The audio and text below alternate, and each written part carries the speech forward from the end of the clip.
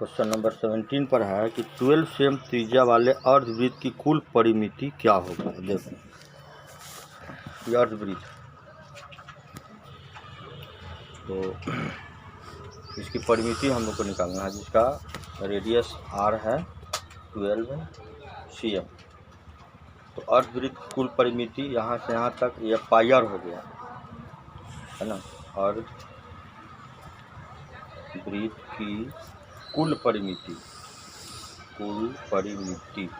बराबर हो जाएगी। अब देखो यहाँ से यहाँ तक ऐसे डिस्टेंस हो गया पाई r, टोटल 2 पाई r होता है ना, तो यहाँ से यहाँ तक अर्थ हो गया पाई r प्लस ये r प्लस r यानी 2d, यानी कि पाई r प्लस 2r डी है डायमीटर यहाँ से यहाँ तक का डिस्टेंस। अब इसमें से हम लोग r कॉमन ले लेते हैं, दैट इज पाई प्लस 2। अब देखो r का वैल्यू कितना रखेंगे 12 cm, इंटू हो जाएगा पाई प्लस 12, तो यह हो जाएगा पाई प्लस 12 और इंटू है ना कितना 12 सेंटीमीटर। और ये किस ऑप्शन पर है? ऑप्शन बी है, इसीलिए इसका आंसर हो जाएगा बी। क्वेश्चन नंबर 18 है कि एक वृत्ताकार वलय की बाहरी और भीतरी त्रिज्याएं क्रमशः कैपिटल आर और स्मॉल आर है, तो वलय का क्षेत्रफल क्या होगा। अब देखो पहले हम लोग एक वलय बना लेते हैं, यह वलय हो गई है ना। इसका भीतरी त्रिज्या स्मॉल आर है और इसकी बाहरी त्रिज्या है कैपिटल आर। तो वलय की भीतरी त्रिज्या बराबर है स्मॉल आर और बाहरी त्रिज्या, वलय की बाहरी त्रिज्या है कैपिटल आर। तो वलय का क्षेत्रफल हो जाएगा बाहरी वृत्त का क्षेत्रफल माइनस भीतरी वृत्त का क्षेत्रफल है ना। बाहरी वृत्त का क्षेत्रफल माइनस है ना, ये सब जो भाग है छायांकित भाग भीतरी वृत्त का क्षेत्रफल। बाहरी वृत्त का हो गया पाई कैपिटल आर स्क्वायर, और भीतरी का हो गया pi into small R square. Pi common ले लें तो capital R square minus small R square, और इसका आंसर हो जाएगा 0। ऑप्शन इस पर है, सी पर है, ऑप्शन सी क्वेश्चन में है pi capital R square minus small R square, इसलिए इसका सी है।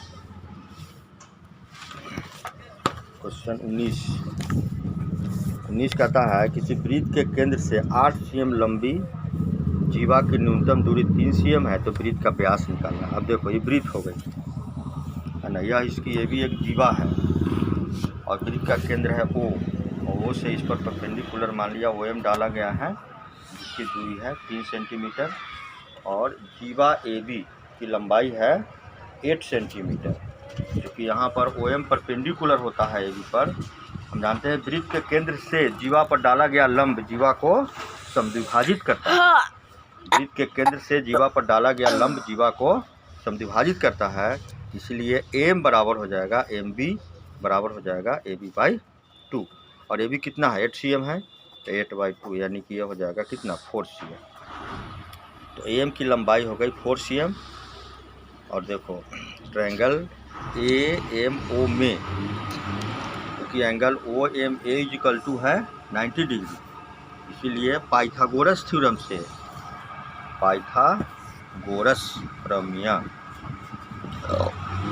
प्रमेय से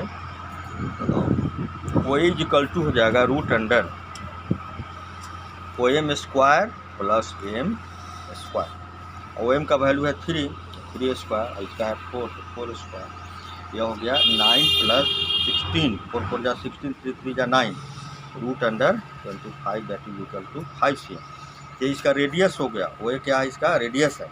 और क्वेश्चन कह रहा है कि इसका व्यास डायमीटर, तो वृत्त का व्यास D बराबर होता है, फार्मूला है 2r, तो 2 × 5 दैट इज कितना 10 सेंटीमीटर।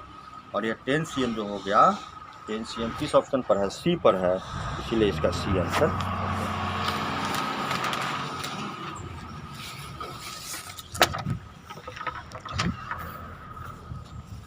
अब देखो क्वेश्चन नंबर 20 कहता है कि दो वृत्तों के क्षेत्रफल का अनुपात 9:4 है, तो उनकी परिधियों का अनुपात ज्ञात करना है। अब देखो ये 2 वृत्त लेते हैं हम लोग। ये बड़ा वृत्त है जिसका रेडियस r है और छोटा वृत्त है जिसका स्मॉल r। करा इनके क्षेत्रफल का अनुपात, मान लो इसका क्षेत्रफल a1 है उसका a2 है, तो वृत्त का एरिया क्या होता है pi r square by pi small r square. क्षेत्रफलों का अनुपात यानी कि pi capital R square by pi small r square कितना है 9/4 है। तो r/r इक्वल टू हो जाएगा √9/4। तो r/r कितना हो जाएगा 3/2। 9 का स्क्वायर रूट 3 एंड 4 का स्क्वायर रूट 2। तो परिधि का अनुपात, परिधियों का अनुपात बराबर, पहले का परिधि C1 मानते हैं, दूसरे का C2। तो इसका होता है 2 पाई capital R by 2 pi into small r। 2 pi cancel हो जाएगा, r/r जो कितना है 3/2 था ना, यही रेशियो हो गया 3:2 का रेशियो यहाँ आया। इसका अनुपात 3:2 होगा जो किस ऑप्शन पर है ए पर है, इसीलिए इस प्रश्न का ऑप्शन ए उपयुक्त है, ये सही होगा। अब देखो क्वेश्चन नंबर 20 हो गया। 21 दो संख्याओं का मौसा 27 और लौसा 162 है। एक संख्या 54 है तो दूसरी संख्या निकालनी है।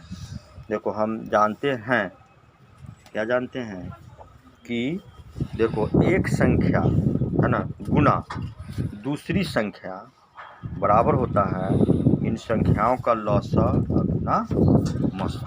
ये फॉर्मूला है। तो एक संख्या कितनी है 54 है और दूसरी संख्या हमें निकालनी है, और लौसा दिया हुआ है 27 और मौसा दिया है लौसा 162 है, मौसा लौसा 162 है, मौसा है 27। इसीलिए दूसरी संख्या हो जाएगी कितनी मौसा लौसा 27 इंटू 162, अब बता हो जाएगा 54। तो 27 दूना 54 होता है, 2 से 2 8 और 1 81, यानी कि दूसरी संख्या निकल गई 81। दूसरी संख्या 81 हो गई जो किस ऑप्शन पर है डी पर है, इस प्रश्न के डी पर है 81, इसीलिए इसका डी ऑप्शन सही है। क्वेश्चन नंबर 24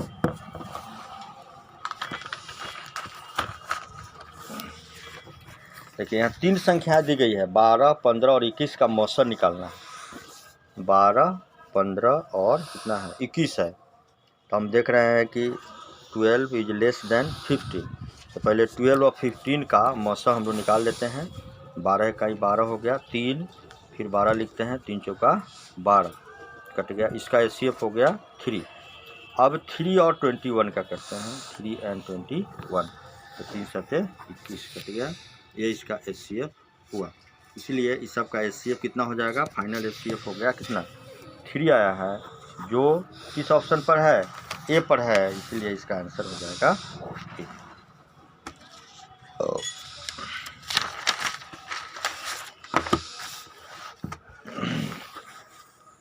अब है क्वेश्चन नंबर 23। किसी धनात्मक पूर्णांक q के लिए प्रत्येक धनात्मक विषम पूर्णांक का रूप होता है। किसी धनात्मक पूर्णांक, अब देखो धनात्मक पूर्णांक q कह रहा है ना, तो q धनात्मक पूर्णांक हो जाएगा, है ना। धनात्मक पूर्णांक q का हम पूर्णांक चूँकि कह रहा है धनात्मक में, तो 1 2 3 4 5 तो ऐसा हम लोग ले सकते हैं, है ना। अब इसको हम लोग हीट एंड ट्रायल मेथड से अगर देखते हैं, हीट एंड ट्रायल मेथड से, तो ऑप्शन ए पर अगर हम लोग आते हैं और 0 रखते हैं तो 6 इंटू 0 तो 0 होगा, सम संख्या हो जाएगा। यहाँ पर रखते हैं तो 2 सम संख्या, यहाँ भी जो है 0 रखते हैं 4 सम संख्या। इसी तरह से 1 2 3 सब रख कर देखेंगे तो ए बी और डी सब सम संख्या होगा। लेकिन ऑप्शन सी जो हो गया आपका, जो 6q + 1 है, तो इसमें बारी बारी से q का वैल्यू हम लोग अगर 0 रखेंगे तो कितना हो जाएगा 6 इंटू 0 + 1, तो 0 + 1 तो कितना हो जाएगा 1 हो जाएगी, जो क्या है विषम संख्या है। सभी संख्याओं के साथ यही होगा। 1 रख कर देखते हैं तो 6 इंटू 1 + 1 कितना हो गया 7, तो 7 भी विषम संख्या है। इस तरह से हम लोग 0 1 2 3 4 जितना भी रखें सबके लिए सी जो है ऑड नंबर्स हो जाएगा, इसीलिए इसका आंसर सी चुना गया है जो 6q + 1 के फॉर्म में है। अब क्वेश्चन नंबर 24। प्रत्येक परिमेय संख्या एक वास्तविक संख्या होती है। हम जानते हैं कि वास्तविक संख्या है ना, इसके 2 पार्ट किए गए हैं, है ना, एक है परिमेय संख्या, है ना, फ्लो चार्ट है, और दूसरी है अपरिमेय संख्या, है ना। तो वास्तविक संख्या परिमेय अपरिमेय दोनों के मिलने से होती है, तो प्रत्येक परिमेय संख्या एक वास्तविक संख्या होती है ना। यहाँ भी वही लिखा हुआ है कि प्रत्येक परिमेय संख्या एक वास्तविक संख्या है जो डी पर है, इसलिए इसका आंसर डी सही हो जाएगा, है ना, डी सही होगा। और ये नहीं होगा एक प्राकृत संख्या, तो है ना, प्रत्येक परिमेय संख्या एक प्राकृत संख्या इसलिए नहीं होगी कि प्रत्येक परिमेय संख्या में एक अपरिमेय संख्या जैसे √3 अपरिमेय संख्या है जो क्या है, वास्तविक संख्या नहीं है। दूसरा है एक पूर्ण संख्या है ना, पूर्ण संख्या में होता है 0, 1, 2, 3, 4, 5, 6 so on, ये भी जो है परिमेय संख्या नहीं है ना। एक प्राकृत संख्या नहीं है, परिमेय नहीं, पूर्ण संख्या नहीं है। उसके बाद क्या है, पूर्णांक, है ना। तो पूर्णांक में सब में यही होता है कि एक अपरिमेय संख्या होने के कारण जो है ये नहीं हो पा रहा है, इसलिए ये ऑप्शन सही होगा कि प्रत्येक परिमेय संख्या एक वास्तविक संख्या है। अब देखिए 22/7 एक परिमेय संख्या होती है, जबकि इसी का ये वैल्यू जो 22/7 लगभग पाई का अप्रोक्सीमेट वैल्यू है, तो इसी का अगर पाई लेते हैं हम लोग, वह पाई अपरिमेय संख्या मानी जाती है। लेकिन यहाँ पर चूँकि 22/7 है इसलिए परिमेय संख्या होगी, इसलिए 25 का आंसर ए परिमेय संख्या सही। क्वेश्चन नंबर 26 में है कि द्विघात बहुपद के शून्यकों की संख्या 2 होती है। द्विघात बहुपद का रूप क्या होता है, x² + bx + c = 0। यह द्विघात क्वाड्रेटिक इक्वेशन है, तो इसके 2 शून्यक निकलते हैं, 2 इसके रूट निकलते हैं, एक होता है अल्फा और दूसरा होता है बीटा। तो द्विघात समीकरण के शून्यकों की संख्या कितनी होती है, 2 होती है, जो बी ऑप्शन पर है, 2 ये सही है।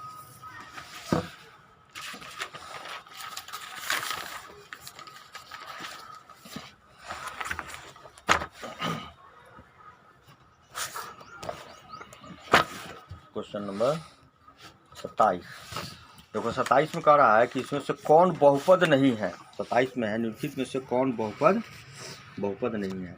अब जैसे देखिए, इसको हम लोग लेते हैं तो ये बहुपद है, क्योंकि इसका एक्सपोनेंट 1 है। इसको देखते हैं पावर 2 है, 3x है, सुटेबल है, बहुपद है, ये भी 3 है, बहुपद है। लेकिन अगर सी नंबर को हम लोग देखें, है ना, सी पर, क्योंकि 1/x - 1 है, तो यही जो है हमारा बहुपद नहीं हो रहा है, क्योंकि बहुपद का जो फॉर्म है x⁴n ax⁴n plus a2x⁴n - 1 so on, ऐसे, तो उस फॉर्म पर ही नहीं सेट हो रहा है ना, इसीलिए इसका ये आंसर हो जाएगा। इसलिए 27 का आंसर सी उपयुक्त है। अच्छा, 28 में दिया हुआ है, देखो 28 में है, यदि px, 28 में लिखा हुआ है px बराबर है qx और इंटू है gx, है ना, और px का घात दिया हुआ है, px का घात बराबर है 7 और gx का घात बराबर है 3। तो कह रहा है कि px बटा gx का घात बराबर क्या होगा, है ना। हम लोग मान लेते हैं, हम जानते हैं कि ये px है, यहाँ इसी में अगर हम लोग gx से डिवाइड करते हैं तो ये qx आता है, और यहाँ पर रिमाइंडर जो है इसका rx हो जाता है। तो px का घात 7 कह रहा है, तो इसको एक उदाहरण के लिए मान लिया कि x⁴ समझा जा सकता है, इसको x⁴ है ना समझा जा सकता है। तो अगर x⁴ यहाँ रखते हैं तो x⁴ है कैंसिल हो जाता है ना, या रिमाइंडर 0 हो जाता है। तो इस तरह से हम लोग कहेंगे कि x⁴ हुआ, तो इसका घात कितना आ गया है, 4 है, इसीलिए इसका आंसर जो है कौन होगा, आंसर इसका बी होगा, जो इसका घात कितना है 4, उत्तर हो गया इसका।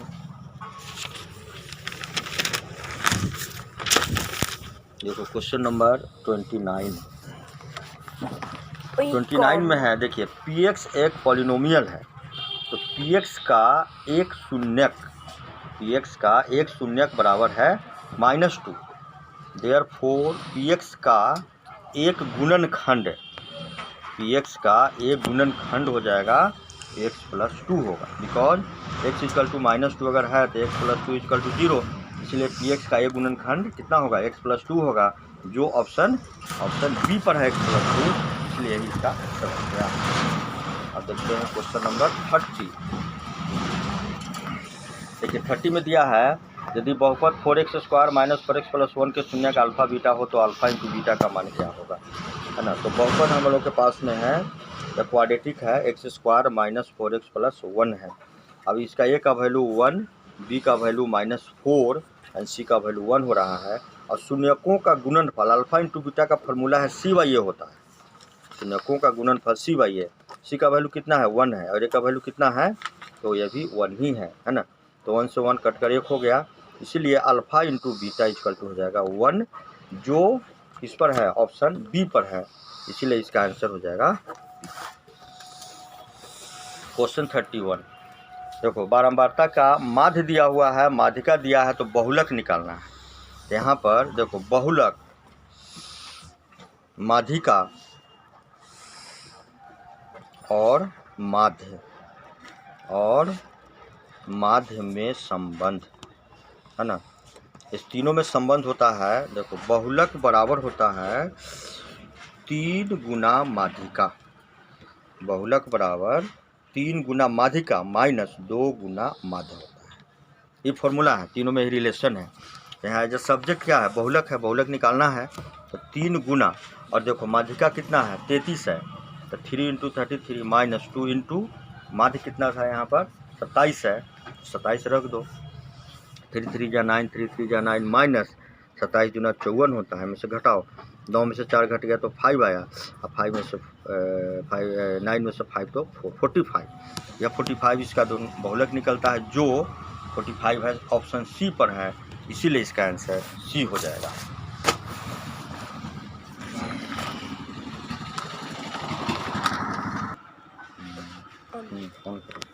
क्वेश्चन नंबर हो गया 32। देखो असंभव घटना की प्रायिकता क्या होती है, तो जो घटना हुई ही नहीं है तो उसकी प्रायिकता 0 हो जाएगी। तो इसमें क्या कहा जाएगा, इसका आंसर जो है सी पर है, और जो 0 है यही आंसर हो जाएगा, है ना।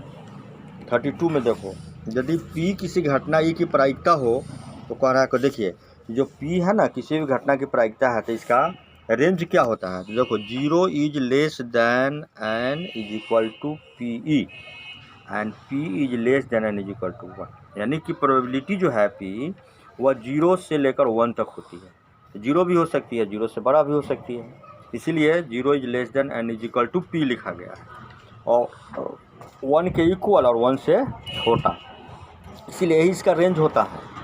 इसलिए यह किस ऑप्शन पर है, यह ऑप्शन 33 क्वेश्चन हो गया, ये 33 है ना, तो इसलिए यह सी ऑप्शन पर है, इसलिए आंसर इसका हो गया सी। क्वेश्चन नंबर इतना है, जीतने की प्रायिकता, अब देखो मान लो जीतने की प्रायिकता 0.4 है, तो हारने की प्रायिकता मान लेते हैं हम लोग कि P डैश, है ना, equal to what, we know P and plus P not, माना जीतने की प्रायिकता प्लस हारने की प्रायिकता बराबर 1 होती है, और जीतने की 0.4 है तो हारने की क्या हो जाएगी, तो 1, देयरफॉर हारने की प्रायिकता 1 माइनस 0.4, और 1 में से इसको माइनस करो, 1 में से 0.4 माइनस करेगा तो 10 और 24 है ना, 10 में 4 घट गया तो 6.0, यह हुआ 0.6।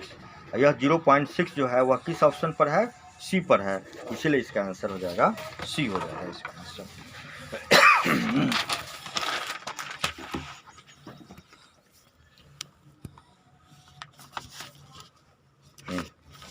चलिए क्वेश्चन नंबर है 35। देखो दो सिक्कों की युगपत उछाल में, माने 2 सिक्का को उछाला गया, एक भी शीर्ष नहीं आने की प्रायिकता क्या है। अब देखिए जब 2 सिक्कों को अगर हम लोग उछालते हैं एक साथ, तो कुल संभव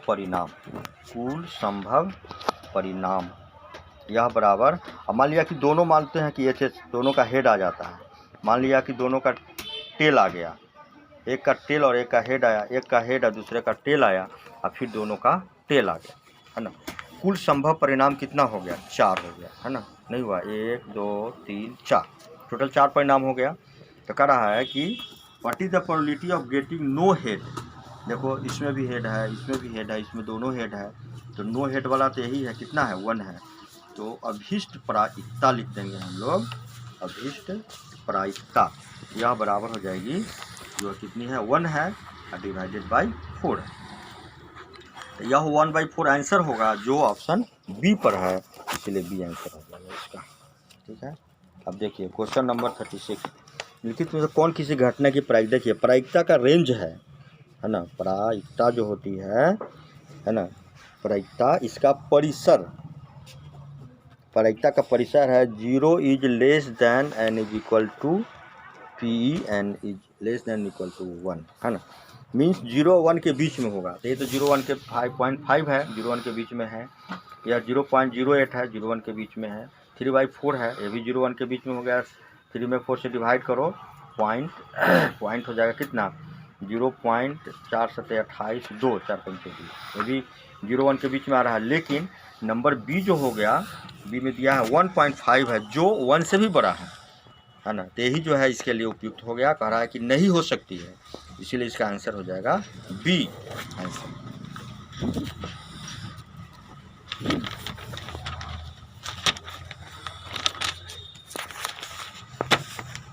देखो 37 क्वेश्चन है, अंतः स्पर्श करने वाले दो वृत्तों की कितनी उभयनिष्ठ स्पर्श रेखाएं हो सकती है। अब देखिए ये दो वृत्त मान लेते हैं, तो अंतः स्पर्श कर रहा है ऐसे है ना, ये बड़ा वाला वृत्त का सेंटर ओ है, छोटा वाले का ओ डैश है, यह COR है, और ये वृत्त हो गई CO डैश R डैश, इसका रेडियस ही हो गया, इसका रेडियस ही हो गया R, और इसका रेडियस हो गया R डैश।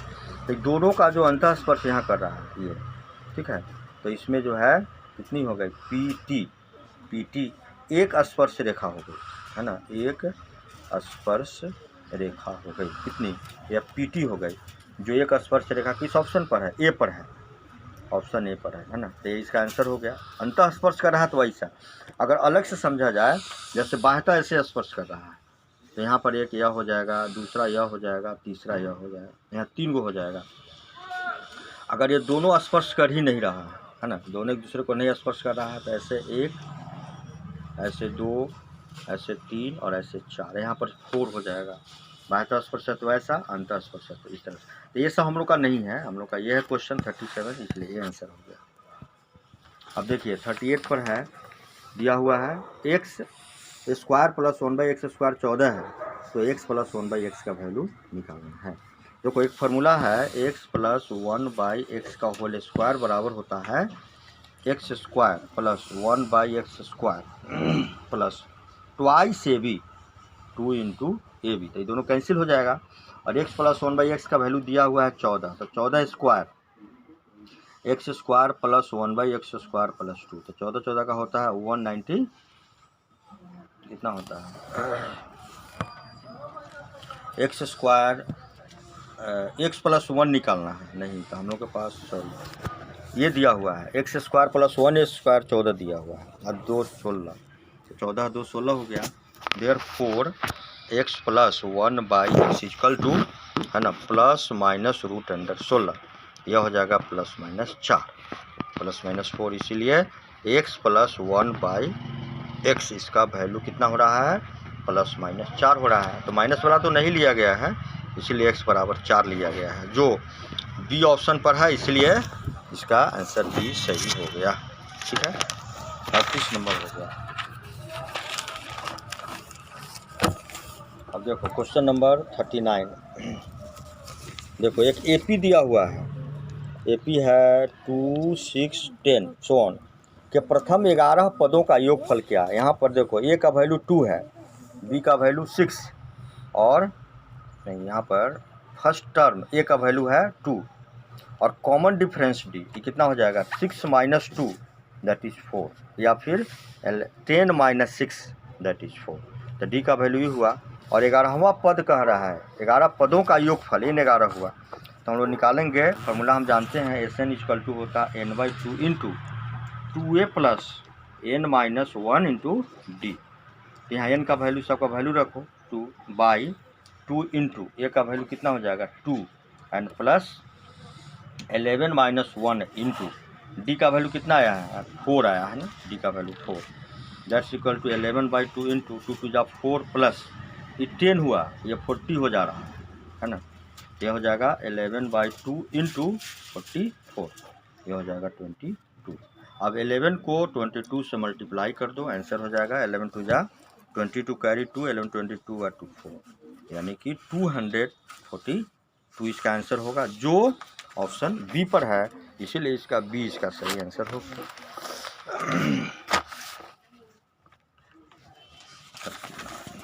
देखो क्वेश्चन नंबर 40 है, किसी अर्धगोले की त्रिज्या r है तो संपूर्ण पृष्ठ का क्षेत्रफल। देखो ये अर्धगोला है ना, ये अर्धगोला है, इसका रेडियस r है, तो हम जानते हैं कि संपूर्ण पृष्ठ क्षेत्रफल, अर्धगोला का संपूर्ण पृष्ठ क्षेत्रफल होता है पाई r स्क्वायर, 3 पाई r स्क्वायर, जो किस नंबर पर है, सी पर है, इसलिए सी इसका आंसर हो जाएगा।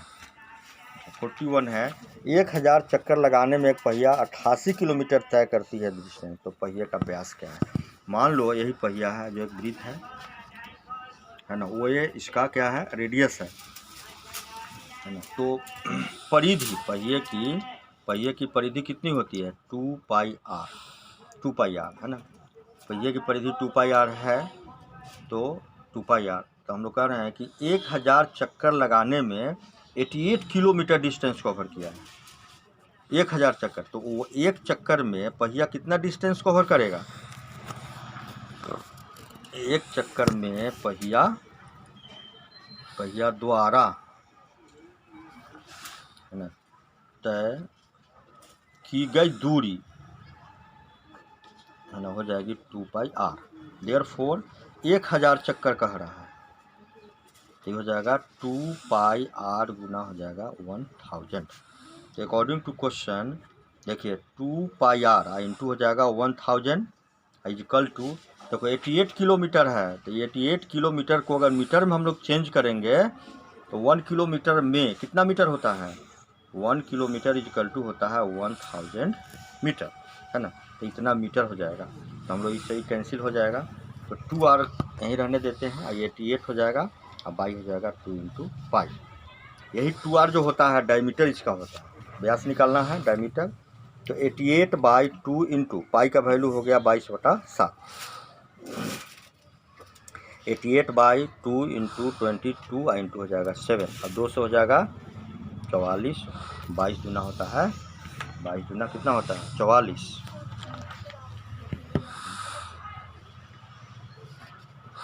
हो गया ये हो गया 88/2 इंटू पाई बाई 7, 88/2 इंटू इतना 7 दूना 14, 2 पाई इंटू 1000 88,000, 2 पाई r इंटू 1000 88 इंटू 1000, तो 2r रहने दिया, 1000 कैंसिल, तो 88 बाई कितना हो जाएगा 2 पाई, ये हो जाएगा 88/2 पाई, तो 88/2 पाई का वैल्यू बाई 7 ऊपर चला गया है ना, तो 200 हो जाएगा 44, 22 44 7 दूना 14 हो रहा है, 14 cm है ना, तो इसका डायमीटर कितना हो गया 14 सेंटीमीटर। अच्छा 2 यहाँ ला दिया हूँ क्या, 2, अच्छा ठीक है, तो ये रेडियस ही निकला इसका है ना, ये रेडियस निकला, अब हम लोग को डायमीटर करना है, तो 2 इंटू 14 दैट इज 28, ये 28 होगा, जो किस ऑप्शन पर है, सी पर है, और सी इसका आंसर हो जाएगा।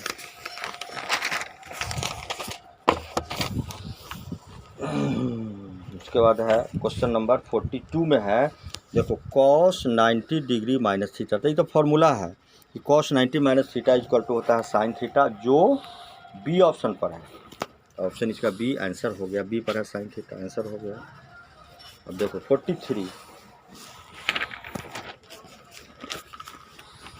अब देखो थीटा का वैल्यू दिया हुआ है, तो हम लोग को लाना है cos स्क्वायर थीटा और माइनस साइन स्क्वायर थीटा, ये हो जाएगा cos square theta 45 minus sine square 45, अब cos स्क्वायर 45 का वैल्यू है 1/√2 का होल स्क्वायर, माइनस साइन का होता है 1/√2 का होल स्क्वायर, दोनों तो सेम ही है, ये 0 हो गया, जो ऑप्शन सी पर है, इसीलिए 43 का आंसर हो जाएगा सी। उसका देखो 44 में है √2 का आ रहा है किसके बराबर है ना, √2, हम जानते हैं कि √2 जो है cosec 45 डिग्री के बराबर है, ये तो सीधे याद रखना है, 45 डिग्री इक्वल टू √2 होता है, यह किस ऑप्शन पर है, यह डी पर है, इसलिए डी इसका आंसर हो जाएगा। 45 में है cos 32 डिग्री का वैल्यू x है, cos 58 का वैल्यू y है, तो कह रहा है कौन सा संबंध यहाँ पर सही है। देखो cos थीटा का वैल्यू 0 हो गया, 30 हो गया, 45 हुआ, 60 हुआ और ये 90 हुआ। तो अगर cos में हम लोग आते हैं तो इसका वैल्यू 0 का वैल्यू 1 होता है ना, इसका वैल्यू होता है √3/2, यह होता है 1/√2, इसका वैल्यू होता है 1/2 0। यानी जैसे जैसे थीटा का मान 0 से 90 की ओर अग्रसर होता है वैसे वैसे cos थीटा का मान 1 से 0 की ओर घटता है, 1 से घटते हुए 0 तक आ जाता है। अब यहाँ पर बताना है कि बड़ा और छोटा, इसका माने है कि cos 32 डिग्री का वैल्यू जो है that will be greater than cos 58 degree का वैल्यू 32 और 58 के कारण। तो cos 32 का वैल्यू कितना दिया हुआ है यहाँ पर, x दिया है, therefore x is greater than y, और ये किस पर है, a पर है, इसीलिए इसका 45 का आंसर हो गया a। अब देखो 46 में है tan square theta plus 1/sin square theta. तो देखो यहाँ हम लिखेंगे tan स्क्वायर 45 प्लस है ना ये 1/sin स्क्वायर 45 हो जाएगा, और tan स्क्वायर 45 का वैल्यू 1 होता है, तो 1 स्क्वायर और 1/sin स्क्वायर 45, sin 45 का 1/√2 तो स्क्वायर हो गया, तो 1 प्लस 1/1/2 स्क्वायर से रूट कट गया, ये हो जाएगा 1 प्लस और 2 ऊपर चला गया, यानी 2 + 1 3 हो रहा है, इसीलिए यह 3 जो है ऑप्शन सी पर है, इसीलिए इसका आंसर सी हो जाएगा 46 का। क्वेश्चन नंबर 47, cos 42 का वैल्यू p है, तो कह रहा है sin 48 का वैल्यू ज्ञात करें।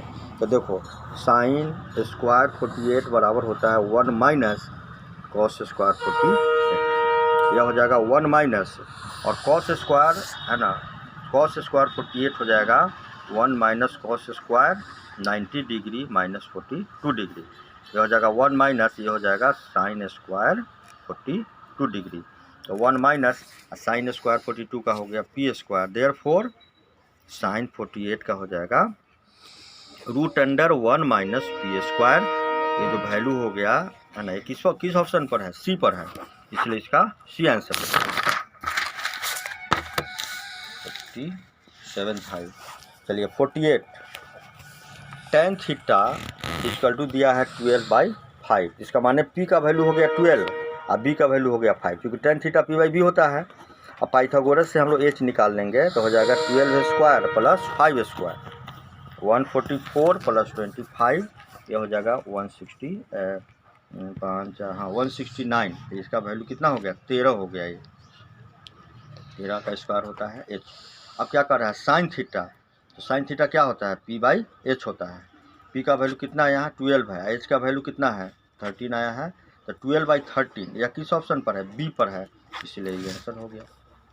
अब देखो 49 में है tan थीटा का वैल्यू दिया है, तो हम लोग को लाना है p sin theta minus q cos theta divided by p sin theta plus q cos theta. अब इसमें हम लोग अंश और हर दोनों में है ना cos थीटा से डिवाइड कर रहे हैं, इसीलिए कि sin बाई cos हो जाएगा जो tan का वैल्यू हो जाएगा, और माइनस q बाई यहाँ cos है, ये भी cos हो जाएगा cos थीटा, यह हो जाएगा p into sine theta by cos theta, और माइनस q यहाँ प्लस हो जाएगा q cos theta by cos theta. अब देखो p sine theta by cos theta minus q cos theta by cos theta, p sine theta by cos theta plus q cos theta by, तो cos से cos cut गया, ये क्या होगा p into ये हो गया tan थीटा, हम जानते हैं कि sine theta by cos theta का वैल्यू tan थीटा होता है, अब बाई ये हो जाएगा p tan theta and plus q। अब इसी का वैल्यू पुट करना है, देखो p इंटू tan थीटा का वैल्यू कितना दिया है p/q है, आई माइनस q हो जाएगा, आई हो जाएगा p इंटू फिर यहाँ वैल्यू रखेंगे तो प्लस q, ये कितना हो जाएगा देखो p square by q minus q divided by p square by q plus q। Next step में देखो q एलसीएम होने पर ही कितना हो जाएगा p square minus q square, आई हो जाएगा p square and plus q square, last में ये दोनों कैंसिल हो जाएगा, तो आंसर हो जाएगा p square minus q square divided by p square plus q square, जो किस ऑप्शन पर है डी पर है, इसीलिए इसका ऑप्शन डी जो है सही है। और क्वेश्चन नंबर 50 है, देखो 1 प्लस कॉट स्क्वायर थीटा कितना है, 1 plus cot square theta into है 1 माइनस कॉस स्क्वायर थीटा। तो देखिए 1 प्लस कॉट स्क्वायर थीटा का वैल्यू होता है कॉसेक स्क्वायर थीटा, फॉर्मूला है, और 1 माइनस कॉस स्क्वायर थीटा का वैल्यू कितना होता है साइन स्क्वायर थीटा। आप जानते हो कि cosec square theta into sine square theta का वैल्यू 1 होता है, जो ऑप्शन किस पर है, डी पर है, ये 1 है ना। इसीलिए 50 का आंसर इसका हो जाएगा डी।